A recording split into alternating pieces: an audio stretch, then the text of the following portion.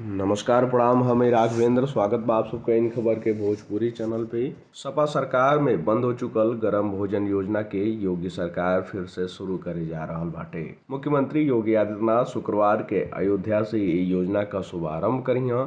योजना के तहत प्रदेश के सभी आंगनबाड़ी केंद्रन पर पंजीकृत 3 से 6 साल के उम्र तक के बच्चन के गरम भोजन परोसल जाई। आप सबको बता दें कि बाल विकास सेवा एवं पुष्टाहार विभाग द्वारा 3 से 6 साल की उम्र तक के बच्चन खातिर शुरू कईल गईल गरम भोजन योजना के 2016 में तत्कालीन सपा सरकार द्वारा बंद कर दियल गईल रहे। एके योगी सरकार फिर से शुरू कर रहल बा।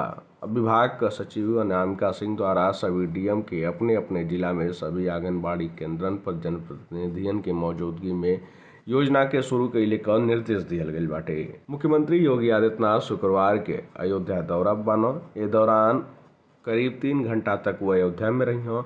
सुबह 10:20 पर ही अयोध्या पुलिस लाइन पहुंची हैं। 10:25 पर कंपोजिट विद्यालय पुलिस लाइन में हॉट कुक मिल्क योजना का शुभारंभ करी हैं।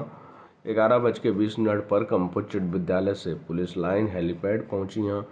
एजा से 11:40 पर रामकथा पार्क हेलीपैड पहुंची हैं। एक बाद 11:45 पर हनुमानगढ़ी का दर्शन करी हैं। 12 बजे रामलला के दरबार पहुंची हैं। एक बाद निर्माणाधीन मंदिर का अवलोकन करी हैं। 12:20 पर बड़ा भक्त मंदिर में आयोजित धार्मिक अनुष्ठान में भाग ली हैं।